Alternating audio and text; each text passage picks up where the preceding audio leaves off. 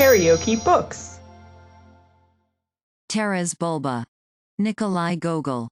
Translated by Isabel Florence Hapgood. Audiobook. Chapter 7. Noise and movement were rife in the camp of the Zaporozhtsi. At first no one could explain the true reason why the army had managed to enter the city. Afterwards it appeared that the Pereyaslavsky barrack, encamped before the side gate of the city, had been dead drunk. So it was no wonder that half of the men had been killed, and the other half bound before they knew what it was all about. While the neighboring Koreans, aroused by the uproar, were grasping their weapons, the army had already passed through the gate, and the rear ranks fired upon the sleepy and only half-sober Zaporozhtsi, who were pressing in disorder upon them.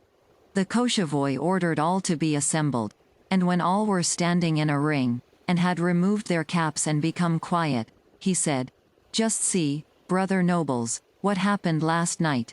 See what drunkenness has led to. See what an insult the enemy has put upon us.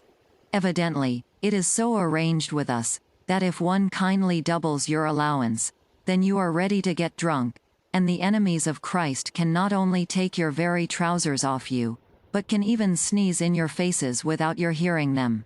The Kazakhs all stood with drooping heads, knowing well that they were guilty. Only one, Kukubenko, the ataman of the Nezamaiski Kuren, answered back.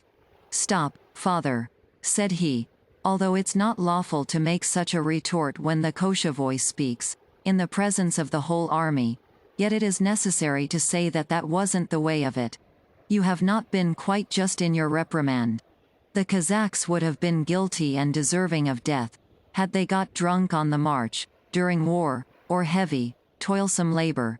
But we have been camped down here unoccupied, loitering in vain before the city. It was not a fast, or any other time of Christian abstinence. How can a man do otherwise than get drunk in idleness? There's no sin in that. But we'd better show them what it is to attack innocent people. They first beat us well, and now we'll give them such a beating that they won't carry 5 of them home again." The speech of the barrack ataman pleased the Kazakhs. They raised their utterly despondent heads upright, and many nodded approvingly, muttering, "Kukubenko has spoken well." And Taras Bulba, who stood not far from the Koshevoy, said, "How now, Koshevoy? Kukubenko has spoken truth. What have you to say to that?" "What have I to say? I say, blessed be the father who begat such a son. It requires not much wisdom to utter words of reproof. But much wisdom is needed to say such words as, without cursing a man's misfortune, encourage him, restore to him his spirit, put spurs to the horse of his soul, refreshed by watering. I meant myself to speak words of comfort to you, but Kukubenko has forestalled me. The Koshevoy also has spoken well," rang through the ranks of the Zaporozhtsi. "His words are good," repeated others. And even the grey heads who stood there like dark blue doves, nodded their heads, and twitching their grey mustaches, said softly, "That word was well spoken." "Listen now, noble sirs," continued the Koshevoy. "To take a city, scale it, undermine it as the foreign engineers do, is the sort of shamming we'll leave to the enemy. That's not proper nor an affair for a Kazakh. But, judging from appearances, the enemy entered the city without many provisions. They hadn't many carts with them. The people in the city are hungry. They will eat up everything in a trice, and the horses will do the same with the hay. I don't know whether one of their saints will toss them down anything from heaven with hay forks. God alone knows that. But their Catholic priests are clever at empty words. By one means or another they will leave the city. Divide yourselves, therefore, into 3 forces, and take up your posts before the 3 gates. 5 Koreans before the principal gate, and 3 Koreans before each of the others. Let the Dyadnivsky and Korzunsky barracks go into ambush. Colonel Taras and his regiment, into ambush. The Titarevsky and the Tunishevsky Koreans, as reserves on the right side of the transports, the Sherbanovsky and the Upper Steblikivsky on the left. And select from the ranks the young men of most quarrelsome tongue to gall the foe. All Lyakhs are an empty-headed lot, and can't endure abuse, and perhaps this very day they will issue forth from the gates. Let each ataman inspect his kuren. If any are not of full strength, recruit them from the remnants of the Pereyaslawski kuren. Inspect them all afresh. Give a loaf and a beaker to each Kazakh, to sober him. But, surely, everyone must be satiated after last night, for all stuffed themselves so that, truth to tell, I'm only surprised that no one burst during the night. And here is one further command. If any Jew rumseller sells a Kazakh so much as a single jug of his vile brandy, I'll nail a pig's ear to his very forehead, the dog, and I'll hang him up by the feet. To work, my men, to work. Thus did the Koshevoy issue his orders, and all did him reverence, bowing low, even to his girdle, and without putting on their caps, they set out for their transports and camps, and only after they had gone a considerable distance did they don their caps. All began to equip themselves. They tested their swords and cutlasses, poured powder from the sacks into their powder flasks, rolled out and arranged the wagons, and picked out their horses. On his way to his regiment Taras wondered, and could not explain to himself, what had become of Andrei. Had he been captured and bound while asleep, with the others? But no, Andrei was not the man to go alive into captivity. And he was not to be seen among the slaughtered Kazakhs. Taras pondered deeply, and went past his regiment without being aware that someone had long been calling him by name. "Who wants me?" he said, coming to himself at last. Before him stood the Jew Yankel. Sir Colonel," said the Jew in a hurried, broken voice, as though desirous of revealing something not utterly useless. "I've been in the city, Sir Colonel." Taras looked at the Jew, and wondered how he had already succeeded in entering the city. "What enemy took you there?" "I'll tell you at once," said Yankel. "As soon as I heard the uproar at daybreak, and the Kazakhs began to fire, I seized my kaftan, and without stopping to put it on, ran at the top of my speed, thrusting my arms in on the way, because I wanted to know, as soon as possible, the cause of the noise, and why the Kazakhs were firing at dawn. I took and ran to the very gate of the city, at the moment when the last of the troops were passing through. I look, and at the head of the file is Kornet Galyandovich. He is a man well known to me. He has owed me 100 ducats for more than 2 years past. I ran after him, as though to claim the debt of him, and so entered the city with them." "So you entered the city, and wanted him to settle the debt," said Taras, "and he didn't order you to be hung on the spot, like a dog?" "God is my witness that he did want to hang me," replied the Jew. "His servants had already seized me, and thrown a rope about my neck. But I besought the nobleman, and said that I would wait for my money as long as he liked, and promised to send him more if only he would help me to collect my debts from the other knights.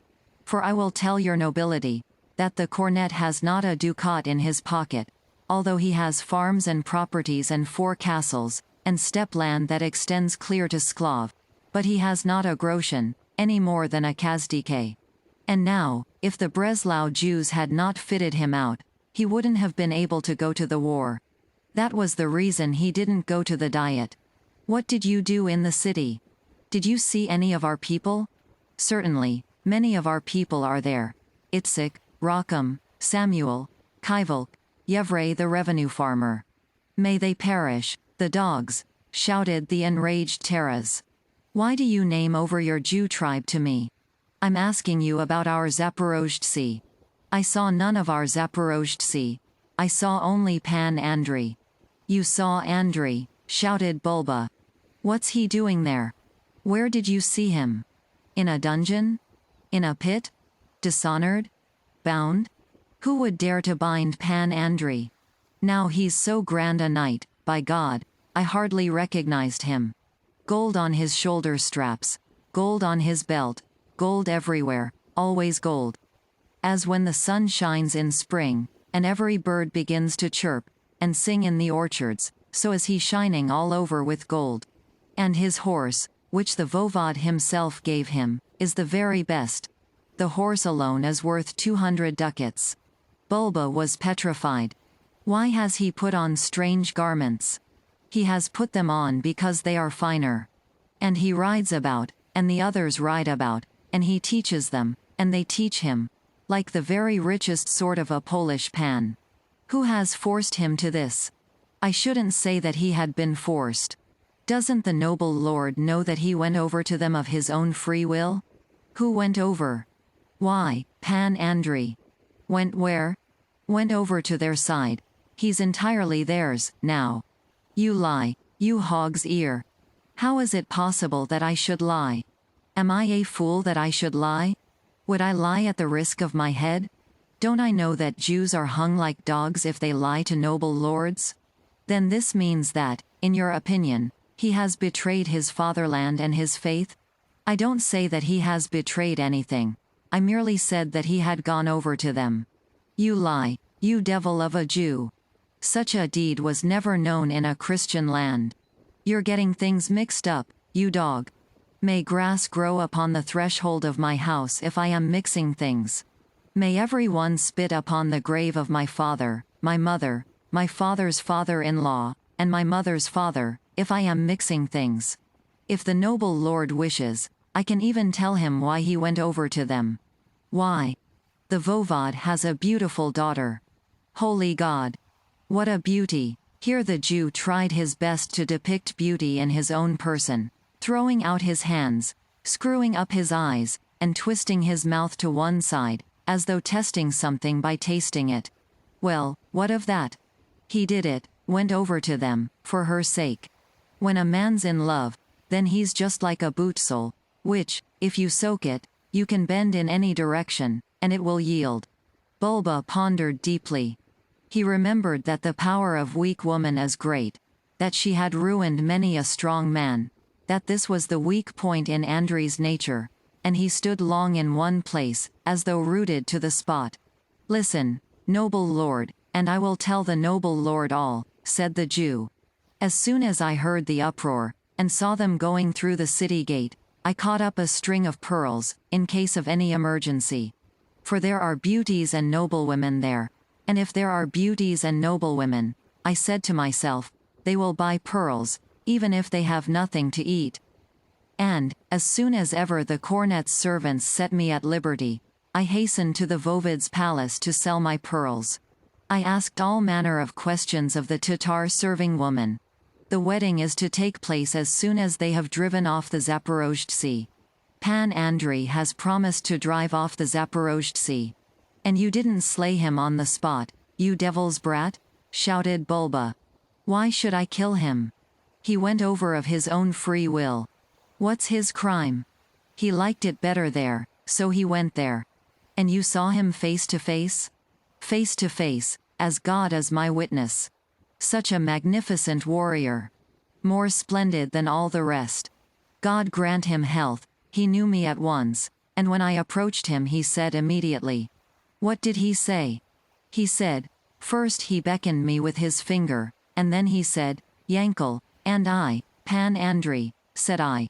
Yankel, tell my father, tell my brother, tell all the Kazakhs, all the Zaporozhtsi, everybody, that my father is no longer my father, nor my brother, nor my comrades, and that I mean to fight them all. You lie, you devil of a Judas, shouted Taras, beside himself with rage. You lie, dog. I'll kill you, Satan. Get away from here. If not, death awaits you. So saying, Taras unsheathed his sword. The frightened Jew set off instantly, at the full speed of his shrunken legs. He ran for a long time without looking back, through the Kazakh camp, and then far out on the deserted plain, although Taras did not pursue him at all, reasoning that it was foolish to vent his rage on the first person who came to hand. Then he recollected that he had seen Andrei on the night before, traversing the camp with some woman, and he bowed his grey head.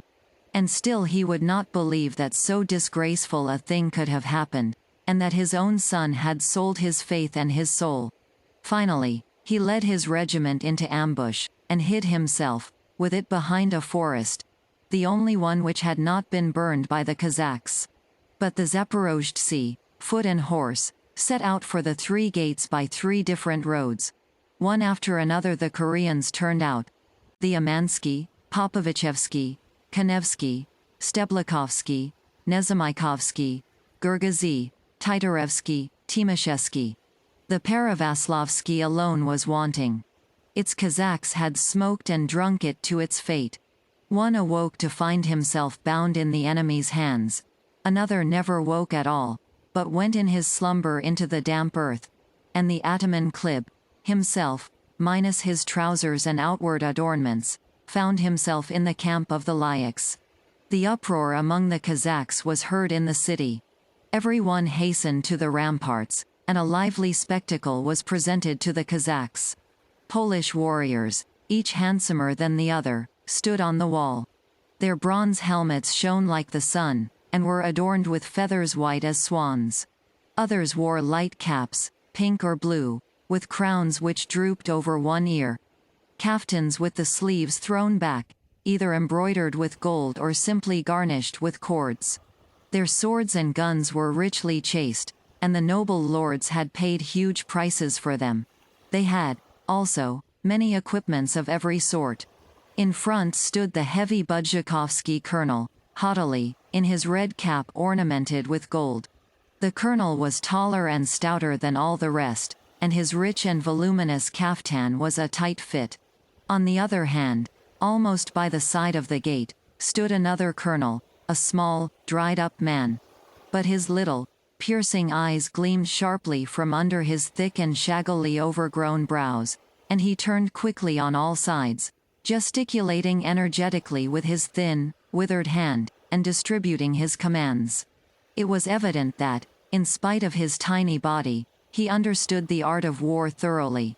Not far from him stood a very tall cornet, with thick mustaches, and he did not seem to lack color in his face. The noble lord was fond of strong mead and hearty revelry. And behind these were visible many noblemen of all degrees, who had equipped themselves, some with their own ducats, some at the expense of the royal treasury, some with money from the Jews, by pawning everything they had in their ancestral castles. Many, also, were the senatorial parasites, whom the senators took with them to dinners, to make a fine show, and who stole silver cups from the table and the sideboard, and, after the day's show was over, mounted some gentleman's coach-box and drove his horses. There were many of all sorts there. In some cases they had not enough money to pay for a drink, yet they were all fitted out for war. The Kazakh ranks stood quietly in front of the walls. There was no gold about any of them, except here and there, perhaps, a glint of it on the hilt of a sword or the mount of a gun. The Kazakhs were not addicted to decking themselves out gaily for battle. Their chain armor and their doublets were plain, and their black, red-crowned caps glowed darkly afar. 2 Kazakhs rode out from the ranks of the Zaporozhtsi. One was quite young, the other was older. Both were fierce in words, and not bad specimens of Kazakhs in action. Okram Nash, and Mikita Golikopetenko. Behind them rode Demid Popovich, a stalwart Kazakh, who had been hanging about the Syek for a long time, who had been present at the siege of Adrianople, and undergone a great deal in the course of his existence.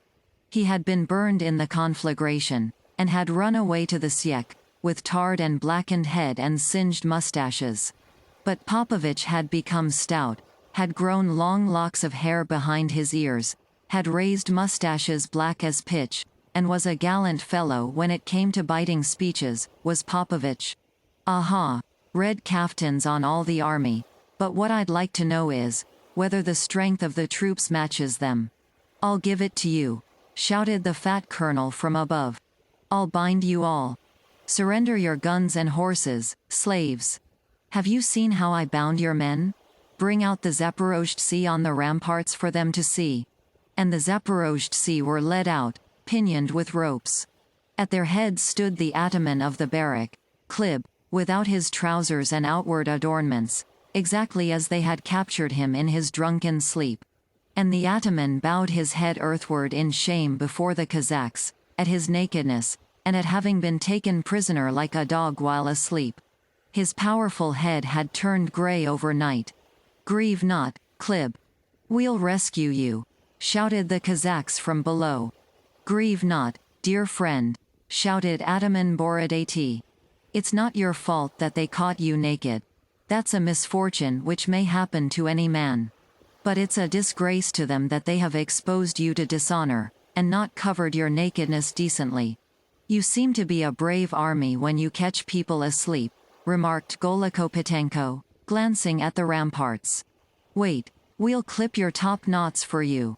I'd like to see them clip our scalp locks, said Popovich, prancing about before them on his horse.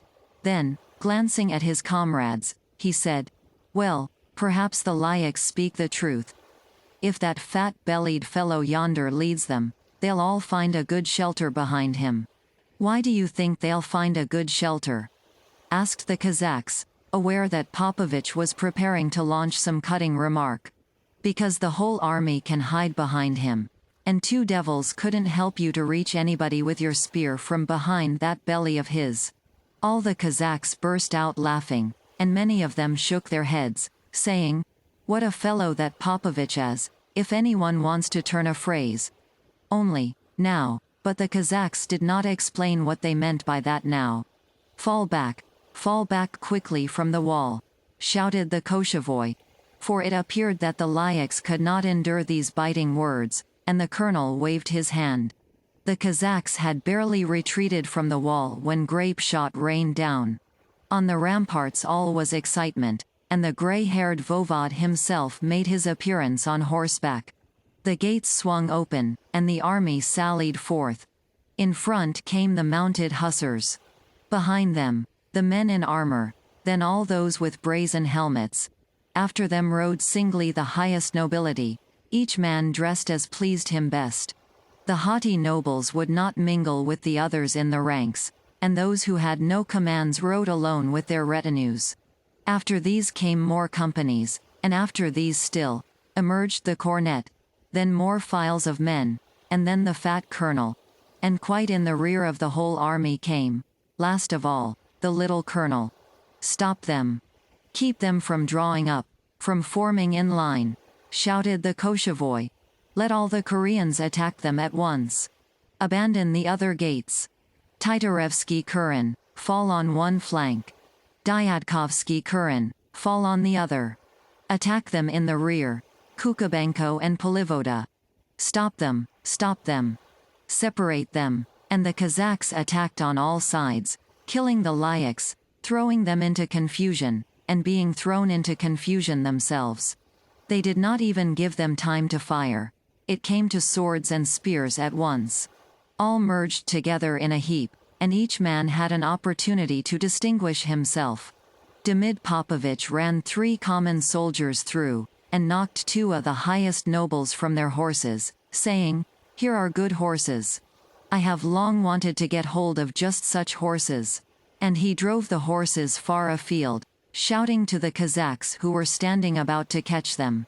Then he flung himself again into the mass, fell again upon the fallen nobles, killed one, and flung his lasso round the neck of the other, tied him to his saddle, and dragged him all over the plain, after having taken from him his sword with a rich hilt, and removed from his girdle a whole coin bag of ducats. Kobada, a good Kazakh, and still very young, engaged one of the bravest men in the Polish army in single combat, and they fought long together. They had come to fisticuffs, and the Kazakh had nearly conquered his foe, and, throwing him down, stabbed him in the breast with his sharp Turkish knife. But he did not guard himself properly. At that moment a hot bullet struck him on the temple. The man who struck him down was the most distinguished of the nobles, the handsomest knight of an ancient and princely race. Like a stately column he bestrode his light bay steed. And many deeds of daring did this boyar perform. He clove 2 Kazakhs in twain. Fyodor Korj, the brave Kazakh, he overthrew together with his horse. Then he shot the horse and picked the Kazakh off the animal with his spear. Many heads and hands did he hew off, and he slew Kazakh Kobada, sending a bullet through his temple. "There's the man I'd like to measure forces with," shouted Kukubenko, the ataman of the Nezamaikovsky Kurin. Spurring on his horse, he flew straight at his back, and shouted loudly, so that all who stood near shuddered at that unearthly yell. The Lyak tried to turn his horse quickly, and face him, but the horse did not obey. Frightened by the terrible cry, it sprang aside, and the Lyak received Kukubenko's fire. The hot ball struck him in the shoulder blade, and he rolled from his horse. But even then the Lyak did not surrender. He still strove to deal his enemy a blow, but his hand grew weak and fell with his sword. Then Kukubenko, taking his heavy sword in both hands, thrust it into his mouth, already grown pallid. The sword, breaking out 2 teeth, cut the tongue in twain, pierced the windpipe, and penetrated deep into the ground, and so he pinned him there forever to the damp earth. His noble blood, scarlet as viburnum berries beside the river, welled up in a fountain, and stained his yellow, gold-embroidered kaftan. But Kukubenko had already left him, and was forcing his way, with his Nezamaikovsky Kurin, towards another group. He didn't appropriate those splendid accoutrements, said Borodati, ataman of the Amansky Kurin, leaving his men and going to the place where lay the noblemen slain by Kukubenko. I've killed 7 nobles with my own hand, but such accoutrements I have never beheld on anyone. And, tempted by greed, Borodati bent down to remove the rich armor, and forthwith pulled out the knight's Turkish knife, set with precious stones, loosed from his belt the purse of ducats, and from his breast a wallet with fine linen, silver and a maiden's curl, carefully cherished as a souvenir. But Borodati did not hear the red-nosed cornet rushing upon him from the rear. He had already once hurled him from the saddle, and bestowed on him a fine gash by way of remembrance. He flourished his arm with all his might, and brought his sword down on the bended neck. Greed led to no good. The strong head rolled off, and the body fell headless, sprinkling the earth far and wide. The grim Kazakh soul soared heavenward, grimacing, indignant, amazed at having so suddenly quitted so stalwart a body. Before the cornet managed to seize the ataman's head by its scalp lock and fasten it to his saddle, a savage avenger arrived. As a vulture hovering in the sky, beating great circles with its mighty wings, suddenly remains poised in air, in one spot, and then starts down like an arrow upon the shrieking cock-quail beside the road. Just so did Taraz's son Ostap fly suddenly upon the Kazakh, and fling a rope about his neck with one cast. The cornet's red face grew a still deeper crimson when the cruel noose pressed his throat, and he tried to seize his pistol. But his convulsively contracted hand could not direct the shot, and the bullet flew wild across the plain. Ostap immediately unfastened a silken cord which the cornet carried at his saddle bow to bind prisoners, and with his own cord bound him hand and foot, attached the cord to his saddle, and dragged him across the plain, calling all the Kazakhs of the Amansky Kurin to come and render the last honor to their ataman. When the Amansi heard that the ataman of their Kurin, Borodati, was no longer among the living, they deserted the field of battle, and rushed to recover his body, and they consulted immediately as to whom they should elect to be their leader. At last they said, "But why discuss the matter? It is impossible to appoint a better leader than Bulba's Ostap. He's younger than any of us, it's true, but his judgment is that of an old man." Ostap, doffing his cap, thanked all his Kazakhs for the honor, and did not decline, either on the score of his youth, or of his youthful judgment, knowing well that wartime is not a fitting season to waste oneself on such things, but he instantly led them straight at the throng and proceeded to show them all that not in vain had they elected him ataman. The Lyaks realized that the engagement was growing too hot for them, and retreated across the plain, with the intention of reforming at its other extremity.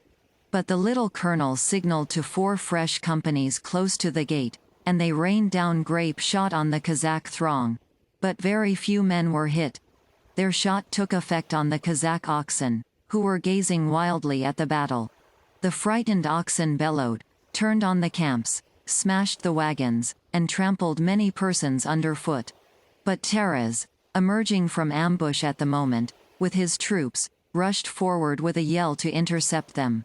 He headed off the entire infuriated herd which, startled by his yell, swooped down upon the Polish regiments, overthrew the cavalry, and crushed and dispersed them all.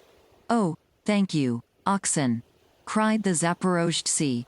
"You served us on the march, and now you have served us in war." And they attacked the foe with renewed vigor. They slew many of the enemy. Many distinguished themselves: Metelitsa, Shiloh, both of the Pisarenkos, Vovtuzenko, and not a few others. The Lyakhs perceived that matters were going ill, flung away their banners, and shouted for the city gates to be opened. Creaking, the iron-bound gates opened and received the weary and dust-covered riders, flocking in like sheep into the fold. Many of the Zaporozhtsi started to pursue them, but Ostap stopped his Amandsi, saying, "Keep off. Keep further away from the wall, brother nobles. 'Tis not well to approach them too closely." And he spoke truly. For from the ramparts there began to rain and pour down everything which came to hand, and a great many were struck. At that moment, the Koshevoy rode up, and praised Ostap, saying, "He's a new ataman, but he's leading the army like an old one."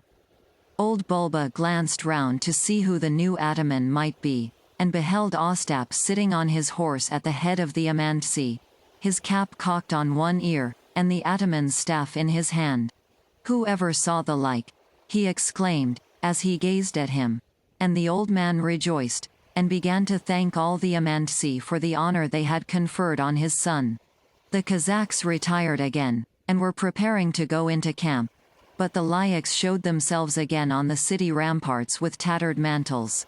There was clotted blood on many rich kaftans, and the beautiful bronze helmets were covered with dust. "Have you bound us?" shouted the Zaporozhtsi to them from below. "I'll give it to you," shouted back the fat colonel from above, shaking a rope at them. And the weary, dust-covered warriors ceased not to threaten, while the most exasperating on both sides exchanged fierce remarks. At last all dispersed. One, weary with battle, stretched himself out to rest. Another sprinkled his wounds with earth, and tore up for bandages kerchiefs and rich garments captured from the enemy. Others, who were less exhausted, began to sort over the corpses, and to render them the last honors.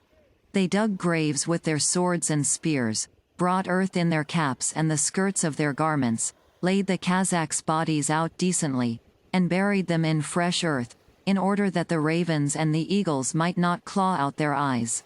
But binding the corpses of the Lyakhs by tens, as they came to hand, to the tails of wild horses, they let these loose on the plain, pursued them, and lashed them for a long time on their flanks. The infuriated horses flew over furrow and hillock, through gullies and streams, and thrashed the bodies of the Poles, all covered with blood and dust, against the earth. Then all the Koreans sat down in circles in the evening, and talked long of their deeds, and of the feats which had fallen to the share of each, for eternal repetition by newcomers and by posterity. It was long before they lay down to sleep, and longer still before old Taras, meditating what it might signify that Andrei was not among the enemy's warriors, lay down. Had Judas been ashamed to come forth against his countrymen? Or had the Jew deceived him, and had he simply been made a captive against his will? But then he recollected that Andrei's heart was boundlessly susceptible to feminine speeches. He felt ashamed, and swore a mighty oath in spirit against the fair Pole who had bewitched his son. And he would have put his oath into execution. He would not have so much as glanced at her beauty. He would have pulled her forth by her thick and splendid hair. He would have dragged her after him all over the plain, among all the Kazakhs. Her splendid shoulders and bosom, white as fresh fallen snow upon the mountain tops, would have been battered against the earth, and all covered with blood and dust. He would have dispersed her sumptuous, lovely body, in fragments. But Taras did not know what God was preparing for man on the morrow, and began to forget himself with drowsiness, and finally fell asleep. But the Kazakhs still went on talking among themselves, and the sober sentinel stood all night long beside the fire, never closing his eyes, and looking intently on all sides. KaraokeBooks.